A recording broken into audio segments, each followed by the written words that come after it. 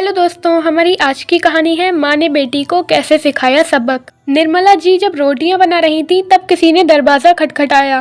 बेचारी निर्मला जी ने जब तक रसोई से निकलकर अपने आटे से सने हाथ धोकर पहुंचे तब तक लगातार दरवाजे की कुंडी खटकती रही।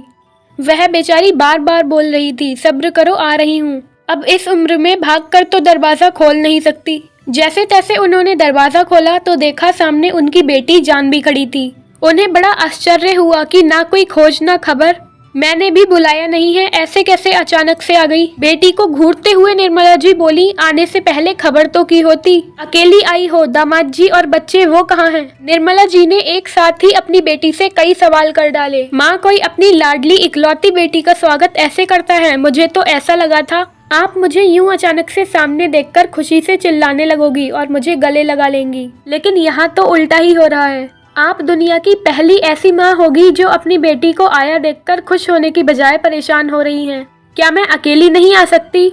हर बार आपके दामाद जी और बच्चों के साथ आना जरूरी है? कहते हुए जानवी घर के अंदर आ गई और अपना सामान रखते हुए पूछने लगी, भाभी नहीं दिख रही? भाभी जल्दी से नाश्ता पानी लाइए, आपकी ननद आई है। तो उसकी माँ ने कहा, बहू घर पर नहीं है, किट्टी में गई है। ओह, तो इसलिए आप घर संभाल रही हैं और खाना पका रही हैं। आपकी बहू के तो ठाठ है, सासू माँ घर भी संभाल लेती हैं और बहू के आने से पहले खाना पका कर भी रख देती हैं। उन्हें तो घर आकर कुछ करना ही नहीं पड़ेगा। क्या खूब किस्मत है भाभी की। और एक मुझे देखो, मेरी सास तो मुझे कभी एक गिलास पानी भी नहीं देती। जानवी ने ताना मारा। निर्मला जी बोली, बेटा प्यार और इज्जत पाने के लिए पहले हमें देना पड़ता है, तब मिलता है। ससुराल में अपनी जगह बनानी पड़ती है, वहाँ सब कुछ आसानी से हासिल नहीं होता। तुम अपनी सासू माँ से एक गिलास पानी की उम्मीद कर रही हो? क्या तुमने उनकी बहू होकर उन्हें कभी एक गिलास पानी दिया है? तुम शादी के बाद ससुराल में रही ही कब हो? जब तुम्हारा मन करता है तब सामान उठाया और चली आई मायके। मायका और ससुराल एक ही शहर में होने का ये मतलब बिल्कुल नहीं होता कि जब मन करे चली आओ। मायके में भी बेटियों को इज्जत तभी मिलती है जब वो इज्जत से आती हैं। रोज रोज बिन बुलाए आने से तो कोई नहीं पूछेगा। तुम मेरी बहू से बराबरी मत करो।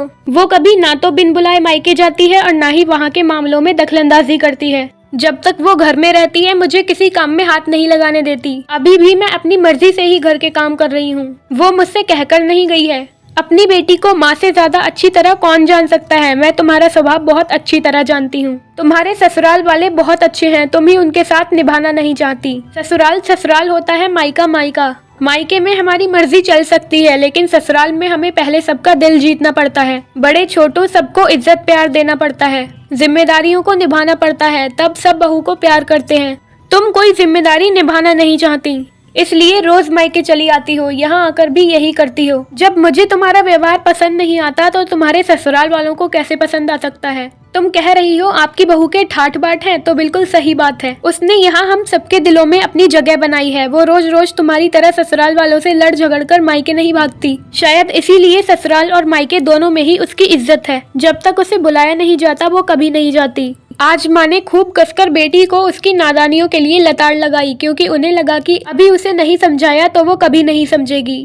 तब तक बहू भी आ गई। अरे दीदी, आप कब आई? मुझे फोन कर दिया होता तो मैं तुरंत आ जाती। नहीं भाभी, मैं वापस जा रही हूँ। अभी मेरी सासू माँ का फोन आ गया, उनके सीने में दर्द हो रहा है, मुझे जाना ही होगा। फिर आऊंगी आपके पास रहने। यह बोलकर जानवी अपना सामान लेकर वहाँ से रवाना हो गई। बहू लक्ष्मी उसे रोकती रही। सासू माँ ने बहू को भी बेटी को रोकने से मना कर दिया। जाने दो बहू, पहले अपना घर संभाले, उसके बाद मायके आए। तुम भी तो कभी बिन बुलाए मायके नहीं जाती। लक्ष्मी भी समझ गई कि सासू माँ ने अपनी बेटी को जिंदगी का सबक पढ़ाया है, तभी वो दरवाजे से उल्टे पांव वापस लौट गई। तो दोस्तों, यदि सभी माँ अपनी बेटियों को इसी तरह समझाएं तो किसी का भी घर बिगड़ेगा और टूटेगा नहीं। दोस्तों, आपको ये कहानी कैसी लगी हमें कमेंट बॉक्स में जरूर बताएं। वीडियो अच्छा लगा हो तो वीडियो को लाइक शेयर करें और चैनल को सब्सक्राइब करें। वीडियो को एंड तक देखने के लिए शुक्रिया।